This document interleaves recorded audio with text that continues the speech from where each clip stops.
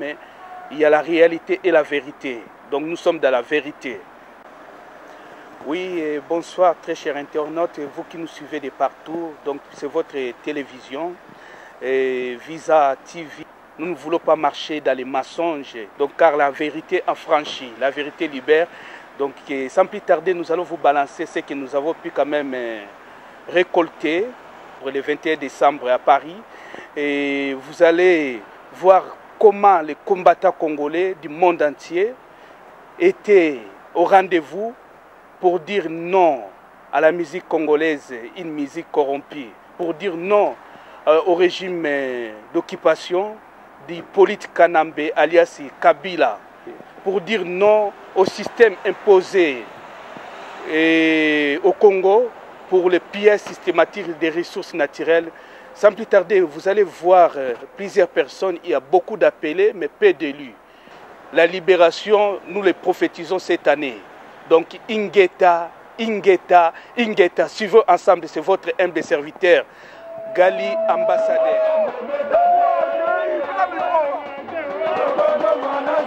Donc, Kabila, Hippolyte, quand on va savoir que d'ici peu, nous allons le faire partie. Les Congolais, oh, Bozanakin, bon, soyez conscients, soulevez-vous.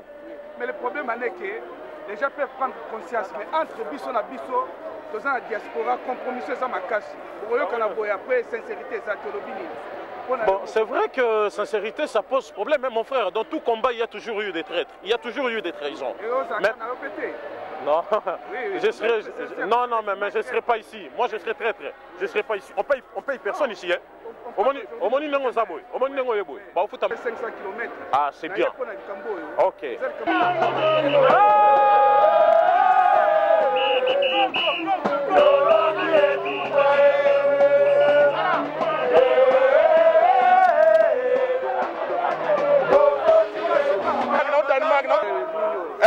Vive le basket, vive le basket, on est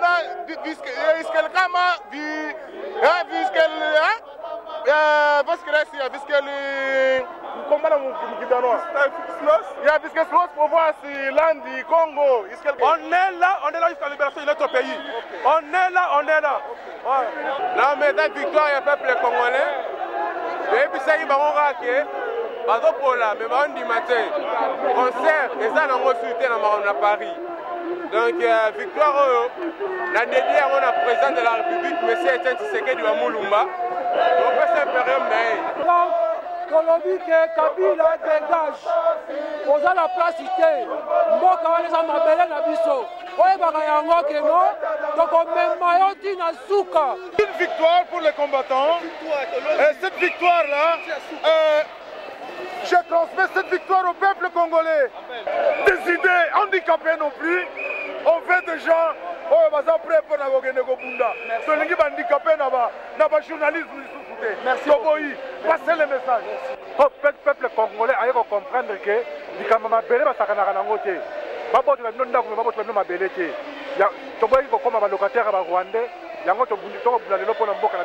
Merci beaucoup. Biso bana Londres to kitana mabele to sali to laxi jibeke jiba ko chali baya jamais pour le peuple to sali ba peuple to gagner tumboyo to zo kena nango tina suka ingeta mais jibe yeba komeka ko tsuma kolo susu awa na poto te chuto ko jwa yo petit frère o petama et ça c'est même te libérer Congo bango pena histoire bango de resini quoi biso to kubunza bango tina suka vina ye est commis en danger dans le peuple congolais.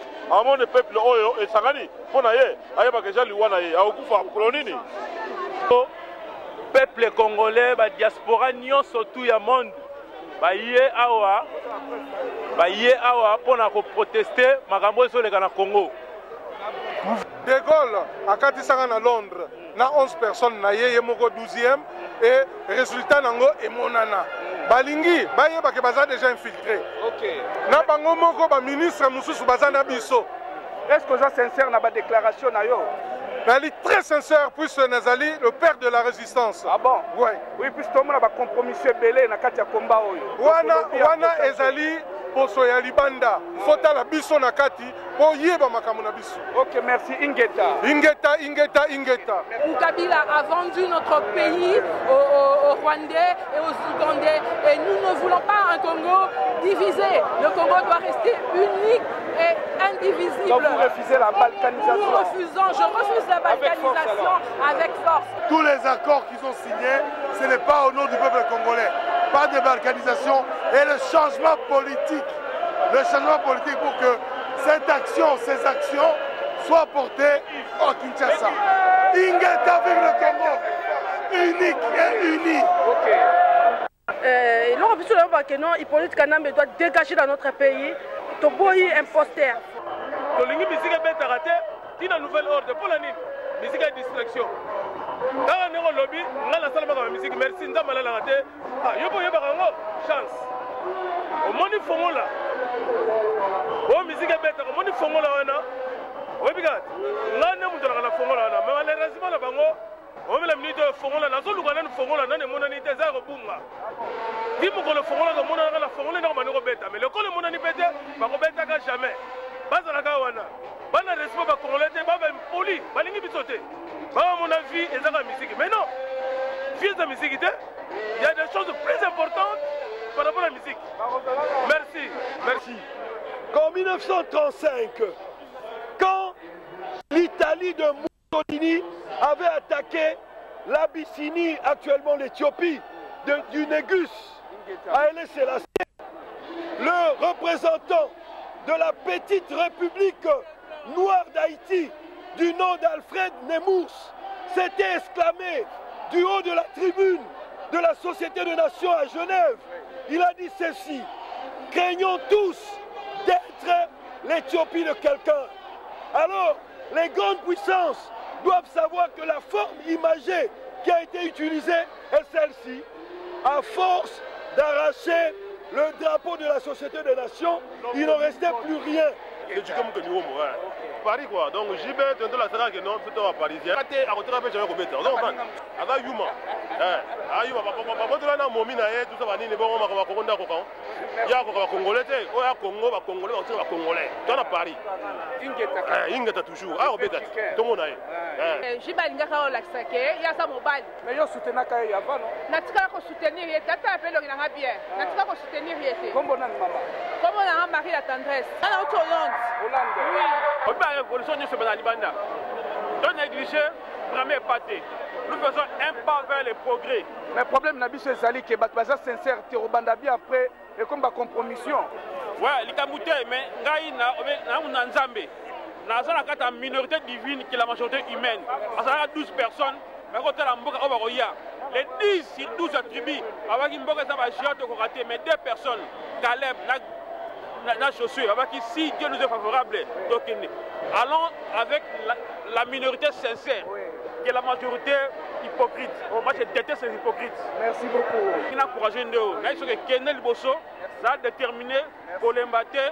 Et Congo foutons un jour, on s'est fait un fruit aux osala. Nangana yoto travail. Ingeta. Non. On récupère un bon cercueil. Non, il y a un côté de cercueil. Bon, il y a un côté de cercueil. Bon, biso ezamo ndengete, moto azui Victor Nzambe na makila ba innocent. Tozo bundela Congo, eloko ife ba jibira ba kofira na ba werera na ba charama ife ba ke pouvoir na bango esili. Oui, comme pouvoir la voix du peuple c'est la voix de Dieu. Dans le moment bango bazo soutenir Kanambe. Mobutu avana 32 ans kende, mais Kanambe okende na ndenge ya mabe d'ici là. Jibe soka yaki tolinga to boma ete. Tolinga to bebi seka ke longa ko molata ka masque. Soka linga matala podium alati masque. Lokola jiba ba ke carrière na bango ko kufate, il fallait ka ya tolinga to kota concert. So to kota concert, tolinga to bebi seka jibe longi. Eloka to yaki na ngwa na masuba ko eutaki Cameroun. Toujours. Johnny Hallyday, okomonaka jamais Salinzembo, net na moment oyo François Hollande a na baisse na ba sondage. François Hollande, tu es le président le plus aimé de la France. Ils ne peuvent pas faire ce genre de choses, les gens comme Johnny Hallyday. Donc, bref, les musiciens Nabiso, Bolobi Boza, les politiciens T. mais bozo soutenir les politiciens parce que Jibé Piana, avant il y a poto à Kende Koluka, soutien il y a Oben Minako. Mais Oben Minako c'est qui? C'est un PPRD. Donc allez-y comprendre que concert, ce n'était rien d'humanitaire que politique. Mais toutes les démarches, toutes les manifestations que nous menons, il y a des procédures judiciaires qui impliquent des interventions, des gens qui peuvent comprendre et manipuler les différentes procédures. Tu as vu qu'au niveau de la justice, le rejet était que le tribunal s'était déclaré incompétent et que c'était de la compétence de la police administrative et tu as suivi la décision. C'est pourquoi nous sommes là ce jour et le concert n'aura pas lieu. Donc notre présence ici, c'est pour consolider. C'est ça, mener un combat intelligent. Et nous voulons maintenant que nous puissions passer à la vitesse supérieure pour que nous puissions trouver la solution de la libération totale de notre pays. Donc vous êtes déterminé alors? Très déterminé, notre gouvernement congolais en exil, ensemble avec la résistance patriotique congolaise mondiale, nous sommes en plein Paris pour dire à Kabila qu'un de ces jours, c'est le départ. Oui, mais vous parlez très bien, mais après il y a la compromission, c'est ça que nous constatons par rapport au... Nous ne sommes pas des hommes à... Le Congo est notre pays. Et nous devons sauver le Congo. Le Congo a besoin d'un destin. Ok, j'espère que vous allez respecter vos paroles. Nous allons respecter pour la vie, c'est la patrie ou la mort. Okay. Nazali na cabinet ya président ya Pareko. Ah, misala eza mingi biso ba conseiller ba membre ya cabinet toza toujours présent. La démonstration est faite aujourd'hui. Ministre ya information Mende basala kinyoso de façon que concert oyo ezala lokola apothéose ya victoire ya Kanambe oyo balobi ke Kanambe a gagné etumba na kati ya mboka na biso e alukuta na bango mais lokola musala esalami na kati ya union ya ba congolais eloko toza koluka ko benga na bangulungulu ya ba rwandais na ba collabo de façon que ba congolais oyo ba souffrir ya trop ba récupérer mboka na bango ba pema ba sepela lokola batu nyonso baza ko sepela na bamboka nyonso. I will say thank you for the Paris people, French people, the way they are greeting us in Paris. They are very, very good. They are very pleasure because today it was a good protestation for Congolese people.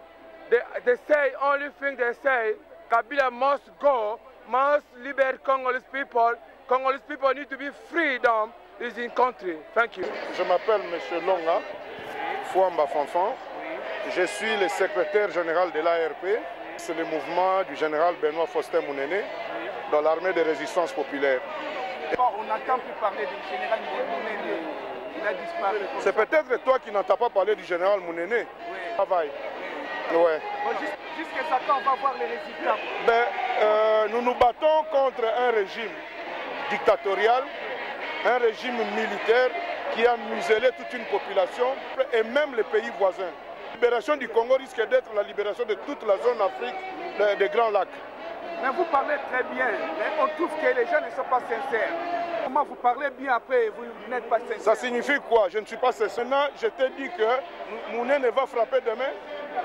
Non. On ne parle pas de Mounene en tant que politique. En tant que politique, un politicien ne deviendra jamais commerçant. Je ne sais pas si vous comprenez. Donc, tel que je suis là, je ne changerai jamais. J'ai des convictions politiques que je dois honorer, c'est la libération de mon peuple. Merci beaucoup. Les paroles s'envolent, mais les écrits restent avec la vidéo. Et tu veux que je puisse écrire pour toi? Amène quelque chose, je vais écrire pour toi. Et vois-moi 5 ans après, ramène-moi ces écrits. Si tu me trouves corrompu ou un collabo, viens me poser la question. Merci beaucoup. Qui vivra verra. Il n'y a pas de problème. Ingeta. Et Kabila voiture na ye, ayebi formule nenga kinde ko changer voiture. A bombi drapeau ya Congo, a masqué yango. Voiture et panzani, il faut aloba merci. Il faut en sens inverse et puis il faut aloba merci na ba service ya police ya France. Le contre Mboka. Josaka na Congo, à part Congo dans Mboka Mzouté. Donc il est on est ensemble. Donc l'arme la plus puissante du monde c'est le peuple. Preuve yangoyo. Oba chaki tembe. Réalité yangoyo mambalo ba mingi ezate. To exige musique Congo a libéré oui. Mais Angleterre parce que 20 ans d'interdiction de musique. Mais JB n'a pas pourquoi les gens ont peuple. Mais dans les camboutels, ils marchent à l'usage pour la JBT. Tu as toujours pour la Kabila à l'ongwana mboka na biso ba distraction to lingité. Et dans la musique on va pour la distraire peuple. balobi basigné baaccord na M23 biso toyebi te. Mais au même moment bazosigné baaccord, au même moment bitumba mosusu na est bazomona bandeko yango tobi non, trop c'est trop. Kabila dégage na bandeko ne